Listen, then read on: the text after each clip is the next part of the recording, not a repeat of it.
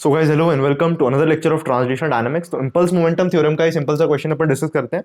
तो काफी conceptual question है और ये क्वेश्चन बताता है कि नेट रिजल्टेंट फोर्स के परपेंडिकुलर ही होगी हरदम नेट वेलोसिटी। ठीक है, तो ये आपको क्वेश्चन सॉल्व होने के बाद स्टेटमेंट अच्छे से समझ में आ जाएगा। तो दो फिक्स नेल्स है अपने पास में, दोनों के बीच में एक वायर है, इसके ऊपर एक बीड को अपन ने थ्रेड कर रखा है। इस बीड को अपन ने initially the bead was held close to the nail and then release. तो बीड नीचे फॉल करेगा और कुछ इस तरह से सिचुएशन बन जाएगा। यहां से यहां तक का डिस्टेंस अपन ने बोला y, तो just after the string becomes taught speeds होगी v1 एंड v2। तो मैंने बोला इसकी नीचे की तरफ स्पीड है v1 और इस तरफ स्पीड है v2। Just before the string becomes taught ये कितनी स्पीड लेके आया होगा u, और अपन जानते हैं u की वैल्यू कितनी होती है, u is equal to root two g y. y की वैल्यू कैसे निकालेंगे, तो ये 90 डिग्री एंगल है, तो अपन पाइथागोरस थ्योरम लगा के कह सकते हैं Y square plus L by two का square that is equal to L minus Y का स्क्वायर। यहां से y की वैल्यू कितनी आएगी 3l/8, आप कैलकुलेट कर लीजिएगा। नेक्स्ट थिंग, इस y की वैल्यू को उठा के अगर अपन यहाँ डालेंगे तो u की वैल्यू अपने पास में कितनी आ जाएगी 3gl/4 का स्क्वायर रूट, या फिर इसको लिख सकते हैं अपन रूट 3gl/2। इनिशियल स्पीड आ चुकी है। अब इंपल्स मोमेंटम थ्योरी अपन ने बोला डेल्टा टी टाइम के लिए लगता है टेंशन का इंपल्स। तो इंपल्सिव टेंशन है, यहाँ पे टेंशन का इंपल्स लग रहा है डेल्टा टी टाइम के लिए। तो अपन कह रहे हैं अपना पार्टिकल एमयू मोमेंटम नीचे लेके आ रहा था, इस पे कुछ इंपल्स लगा, impulse is equal to f average delta t. अब मैं डेल्टा टी के लिए वर्टिकल डायरेक्शन में इंपल्स को क्या मान रहा हूँ, छोटे से टाइम ड्यूरेशन के लिए कांस्टेंट मान रहा हूँ। तो मैं कह सकता हूँ कि यहाँ पे टेंशन मैंने बोला टी है, यहाँ पे टेंशन मैंने बोला टी है, राइट। इन दोनों के बीच में अपन एंगल बोलते हैं, let's say the angle is theta. Y आ गया तो थीटा भी आ जाएगा, right. So T plus T cos theta, F average delta T is the impulse. तो this is impulse momentum theorem. इतना मोमेंटम में लेके आ रहा था और इतना इंपल्स लग गया, तो फाइनली सिर्फ इतना ही मोमेंटम बचा, क्योंकि just after the string becomes taught इसकी नीचे वाली स्पीड कितनी थी v1। सिमिलरली वाई डायरेक्शन में अपन करेंगे तो t का जो साइन थीटा होगा, तो साइन कॉम्पोनेंट होगा, केवल यही इंपल्स होगा जो इसको ड्राइव करेगा, therefore this is equal to mv2। दोनों इक्वेशन को सॉल्व करते हैं। तो इस नंबर को उधर ले आते हैं और डिवाइड करते हैं। तो देखो t को कॉमन लिया तो बचा 1 प्लस कॉस थीटा और delta t that is equal to what, mu minus mv1 and t sine theta into delta t that is equal to mv2। दोनों को डिवाइड करो तो this is equation 1, this is 2। So मैं क्या करना चाहता हूँ 1/2।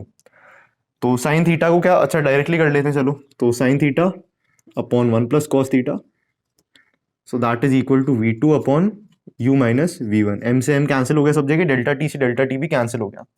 रही बात थीटा की, तो थीटा कैसे निकालेंगे, तो देखो यहाँ से y की वैल्यू कितनी आई थी 3l/8 and this is l/2। सो अपन अगर बात करें किसकी, टैन थीटा की बात कर लेते हैं। तो टैन थीटा जो है that is perpendicular upon base.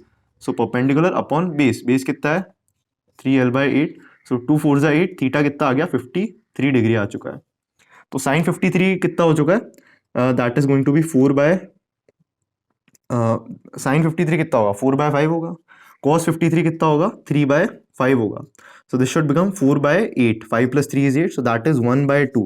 This is the value of what, this is the value of v2 upon u minus v1। तो अपन कह सकते हैं कि u minus v1 जो है that is equal to 2 times v2। ये इक्वेशन नंबर 3।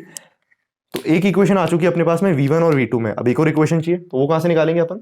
तो मैंने क्या कहा आपसे, देखो नेट फोर्स अपन को कैलकुलेट करना है। तो दो वेक्टर्स है, दोनों के बीच में एंगल कितना है थीटा है, तो उनका जो रिजल्टेंट फोर्स होगा वो इसी एंगल के कहीं ना कहीं बीच में लाया करेगा।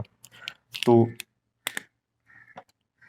जो नेट रिजल्टेंट फोर्स होगा वो यहाँ पे होगा कुछ, this is the resultant tension, this is the resultant tension. और v1 और v2 का जो नेट रिजल्टेंट होगा वो इस तरफ आएगा, that is the v net. तो v नेट का स्क्वायर क्या होगा, v1 square plus v2 square, very simple. तो सो फार अपन ने इतना डिस्कस किया है ना। अब अपन बोलते हैं ये जो एंगल है ये एंगल अल्फा है, कौन सा, ग्रीन पेन से मैं जो आपको दिखा रहा हूँ। So this angle is alpha. तो अपन tan अल्फा की वैल्यू कैलकुलेट कर लेते हैं। tan alpha is going to be perpendicular upon base, उस अकॉर्डिंग अपन कह सकते हैं। तो दो लाइंस के बीच में एंगल अल्फा है, तो उनके परपेंडिकुलर्स के बीच में भी एंगल अल्फा होगा। तो इसके परपेंडिकुलर ये एंड इसके परपेंडिकुलर ये, क्योंकि नेट स्पीड हरदम नेट फोर्स के परपेंडिकुलर होगी। सो this angle is also alpha. tan alpha is v2/v1, ठीक है।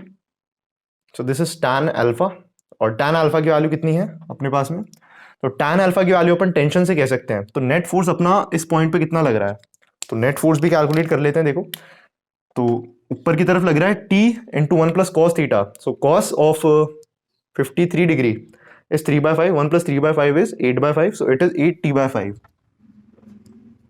एंड इधर टेंशन का कितना लग रहा है, सिर्फ sine component, that is sine 53. कितना होता है साइन 53? It is 4/5.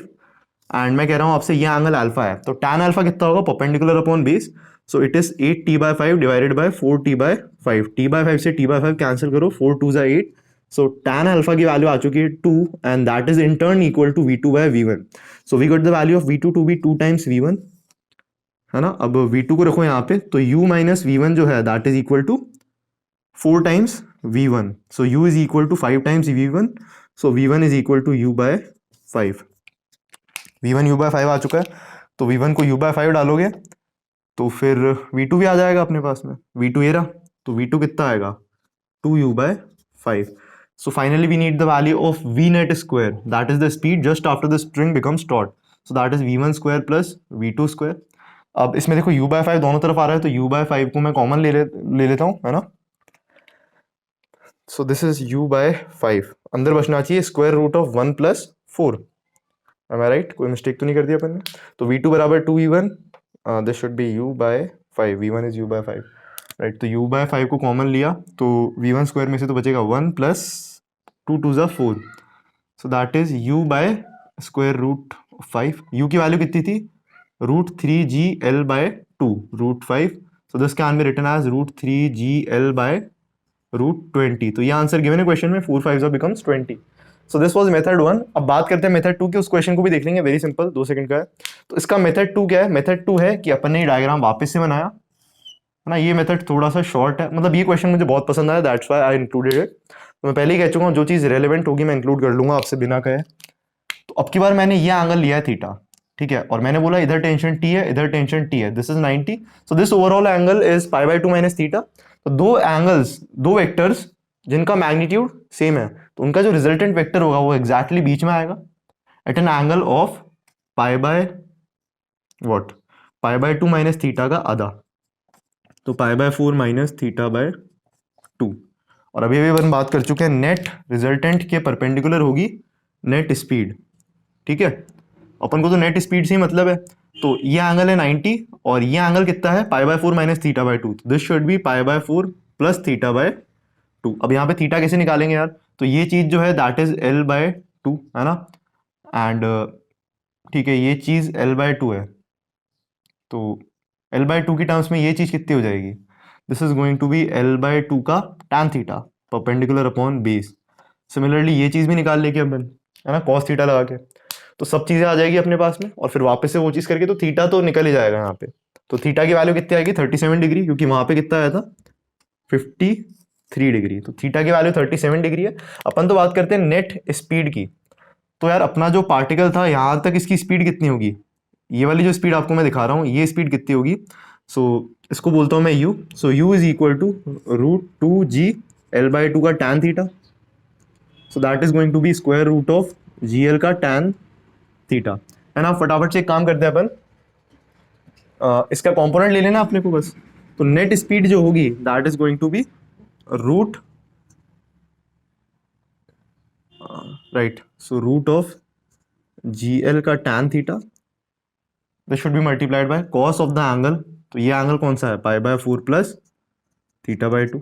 अब एक मैनिपुलेशन यहाँ पे छोटा सा है कि 1 प्लस कॉस π/2 प्लस थीटा को क्या लिख सकते हैं अपन, 2 cos square π/4 plus theta by 2. इस चीज़ को आप यूज़ कर लेंगे तो अपने पास में नेट रिजल्टेंट स्पीड जो है वो आ जाएगी. वो भी मैं यहाँ पे लिख देता हूँ.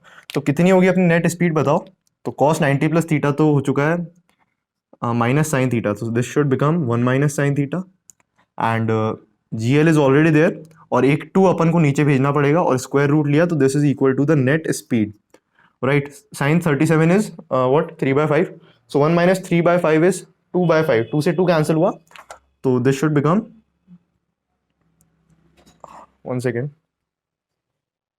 या so cos π/4 plus theta by 2 and 1 plus cos π/4 plus, right. तो gl/2 इंटू टैन, हाँ तो tan थीटा को मिस कर गए ना अपन, तो tan थीटा भी तो आएगा यहाँ पे एक. tan थीटा कितना होगा, tan of 37 degree 3/4. This is the net resultant speed. तो ठीक है यार, इसको डालोगे आप 3/5, तो 5 में से 3 जाएंगे तो बचेंगे 2, 2 से 2 कैंसिल होगा तो बचेगा 3GL और 5 4 20 और पूरे का square root. That is going to be the net resultant speed. और वो क्वेश्चन आप कर ही लीजिएगा, इसको यहाँ से रिलीज किया अपन ने, ये पार्टिकल नीचे आएगा, तो जब ये यहाँ तक नीचे तक आएगा तो इसकी स्पीड कितनी होगी, √2GL जैसा यहाँ पे था। फिर आपको इम्पल्स मोमेंटम लगाना है, नीचे की तरफ मोमेंटम कितना है, m times √2GL minus impulsive tension that is equal to m times v, और इसको सिर्फ इम्पल्सिव टेंशन मिल रहा है, वो इसको ड्राइव कर रहा है, तो impulsive tension is equal to 2mv। You should calculate v and remember one thing, इस सिचुएशन में क्या है, magnitude of momentum is conserve. तो मिलता हूँ आपसे अगले लेक्चर में, till then have wonderful day ahead and thank you.